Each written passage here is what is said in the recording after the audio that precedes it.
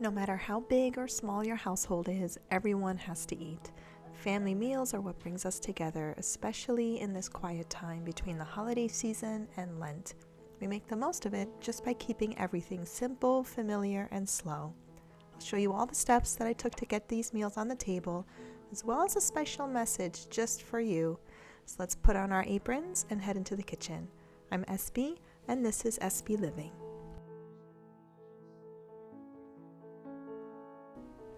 If you haven't seen me prepare rabbit in previous meals, here it is again. There is actually a short video I posted a while back where I show you step-by-step instructions of how to make this dish from start to finish. Rabbit is a traditional dish that could be found in different parts of Italy, and on the island of Ischia, where my father's family is from, it is made in a particular way. As much as Ischia's economy is tourism today, it was once heavily reliant on their fishing industry. What only locals knew, though, is that the island is full of rabbits, so many rabbits, all the time.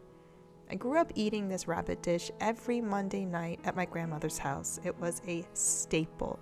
We knew exactly what we were going to eat on Monday nights. There was just no question. And here was the menu. Chicken soup first, heavy on the broth, then rabbit, fried peppers, broccoli or some other garlicky vegetable, fresh bread, hard Parmesan cheese, and a huge bowl of salad tossed by hand with lemon, salt, pepper, and olive oil. We would round it out with a bowl of fruit and nuts, coffee and tea, and then cookies or cake. These moments were probably one of the most happy and content we had growing up.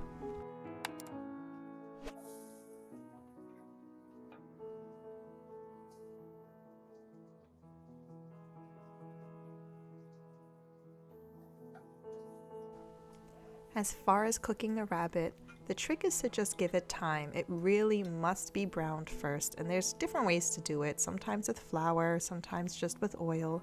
The flavor also comes from adding in large amounts of onion and garlic, and then the wine. I used Marsala wine because that's all I had, but you typically use white wine, or like my grandmother, sherry wine. A few tomatoes give it color, and then the bay leaf and herbs finish it out.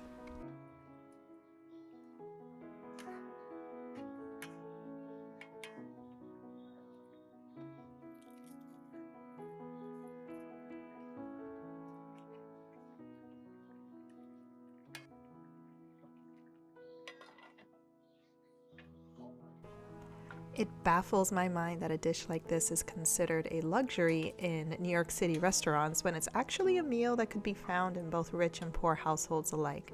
Of course, raising or hunting your own rabbits would be the thing that made it much more affordable, which is not something I do nor would I want to, so I just go to a local butcher and get the rabbit from them. I had the last of my sourdough waiting for this dish, and it was the best thing to just dip it in the gravy and sop it all up.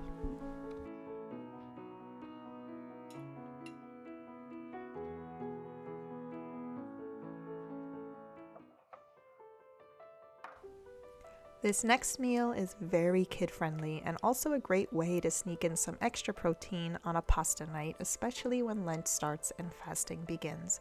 There's nothing better on these cold and snowy evenings than a bowl of warm pasta that just sticks to your ribs and fills you up.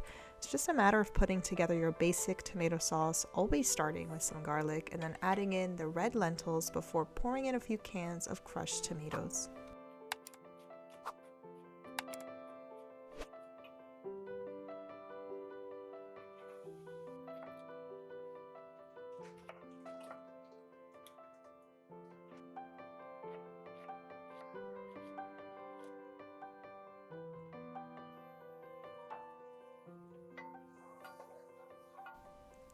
Lentils are a great way to bulk up your meals without having to prepare meat, and in fact, my previous video shows you my lentil soup recipe that is traditionally served for the new year, so be sure to check it out.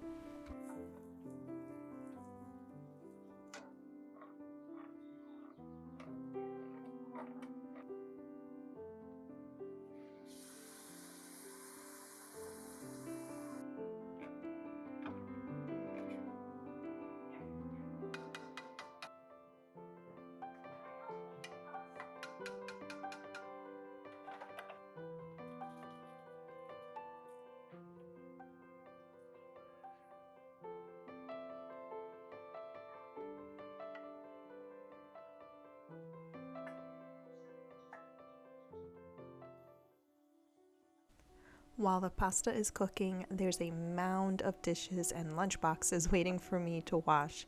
Every school night, this is what the sink looks like, and between the 3 of my kids and myself, there's 4 bento boxes with their compartments and utensil sets, and 7 water bottles. I do wash them by hand most nights and run them through the dishwasher on the weekend just for that extra clean.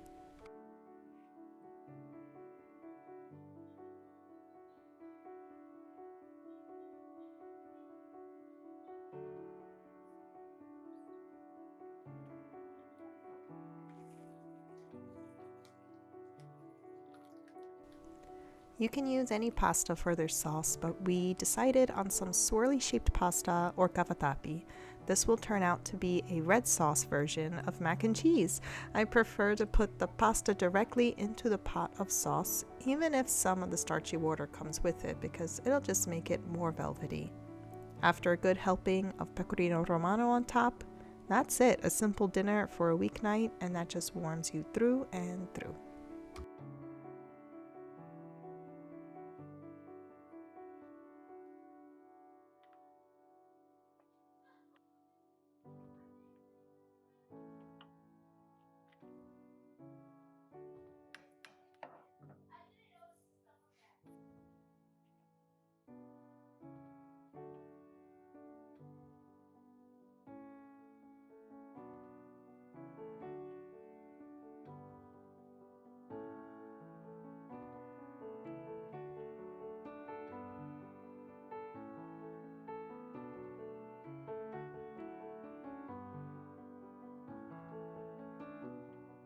Hey there, it's SB in real time, and I just wanted to hop on here just to tell you thank you so much for just sharing your time with me, whether it's been over the past year or you're just stopping in now. It's been a really interesting journey documenting everything that I've been cooking and celebrating throughout all the seasons.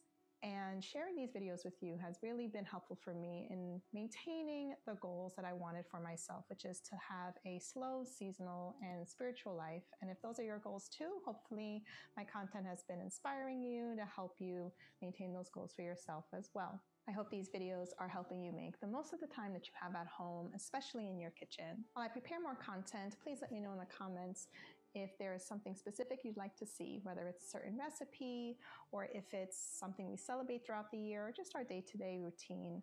I'd be more than happy to put something together and share it with you.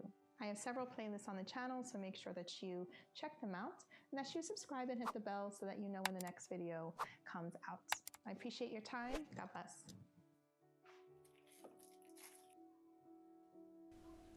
I didn't grow up eating casseroles. One-pot meals were more like big roasts or stews, so this version of a chicken pot pie I made very Mediterranean.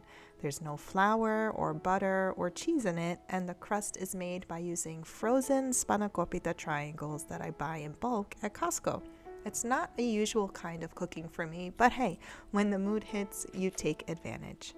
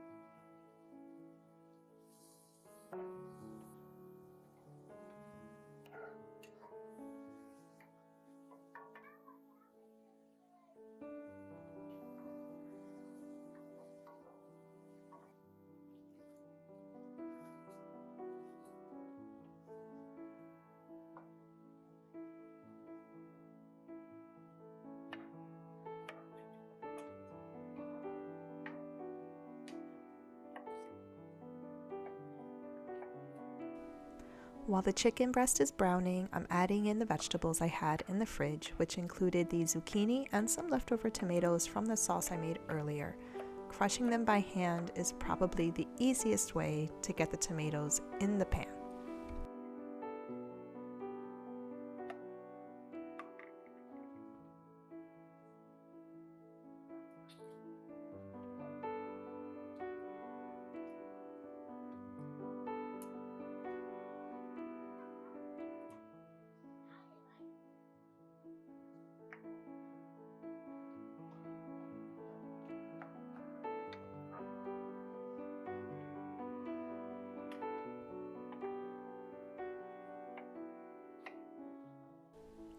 I chopped up a bunch of tomatoes I needed to cook, and the hope here is that the potatoes soak up a lot of the liquid that will come through as the mixture cooks down.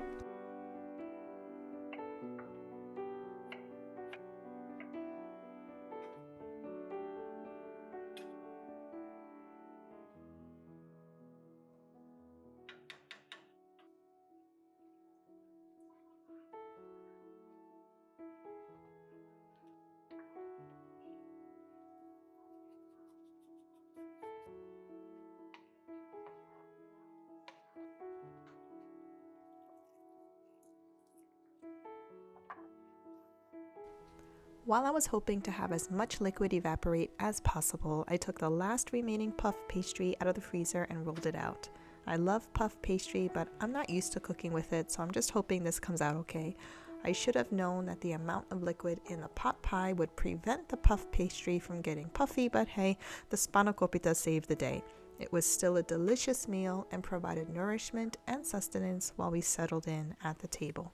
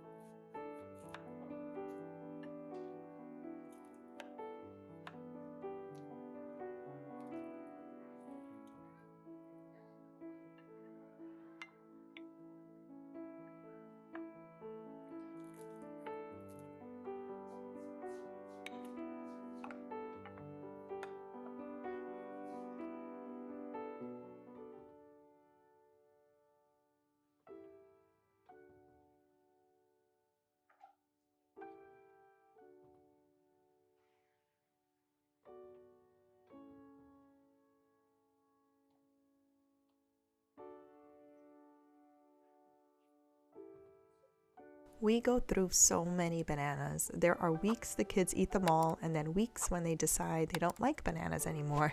This was one of those weeks. So banana muffins and banana bread, here we come. Anything banana bread is my preferred baking of choice because it's so easy and ensures everyone has fresh and bite-sized snacks on hand that they can just get on their own. I follow a basic recipe you can find anywhere else and add some sourdough starter to the mixture. I'm making a double batch because that's how many bananas I had. I had 8 of them and they all had to go.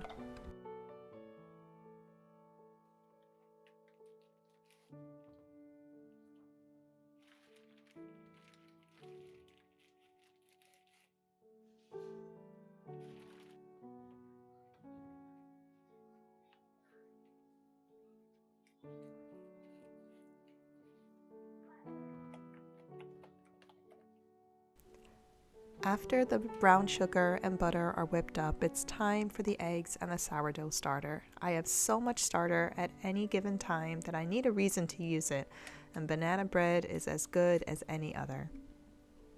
If you peek my blue surgical glove, that's just because I accidentally stabbed myself with a scissor trying to open up a toy for my girls. Now I know that wearing surgical gloves might actually assist with cooking and baking. It actually makes everything pretty smooth to handle. I might wear them more often.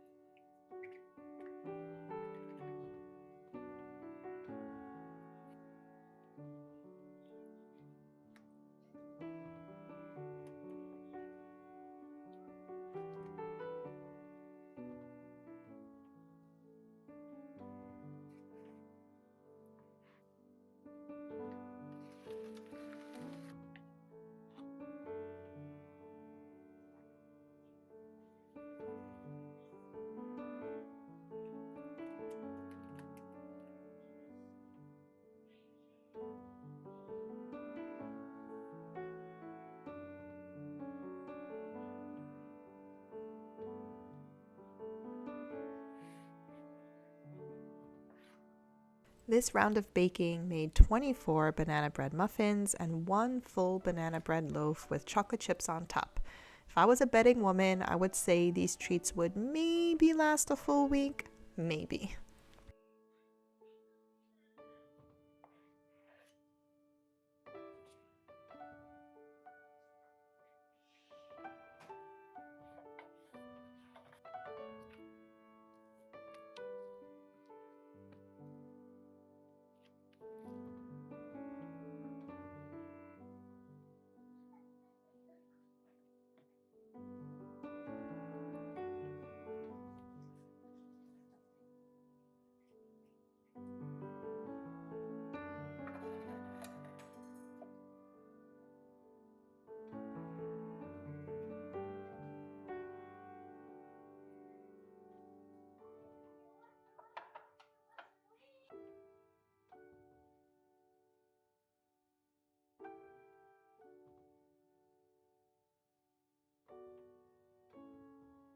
So no, I didn't cook this chicken overnight, but I made a surprising discovery. Typically, I would do a roast chicken on a weekend afternoon for a big family dinner, seasoning it an hour or two beforehand and then putting it in the oven. But then I thought, why not have roast chicken during the week? I mean, how great would that be? So I marinated this whole chicken the night before. It's paprika, oregano, salt, pepper, random poultry seasoning I had, some olive oil, and lemon juice. I stuck it in the fridge for the next night. When I came home, all I had to do was chop up the traditional vegetables to put on the bottom of the pan. Carrots, celery, potatoes, onions, and garlic, not too big or too small. Then I just wrestle the chicken on the rack and stick a few tabs of butter under the skin. I did all these within the first half hour when I arrived home from work, so it had a good 2 hours to roast. During that time, I did my regular evening routine. I was even able to work out for half an hour. Lucky me.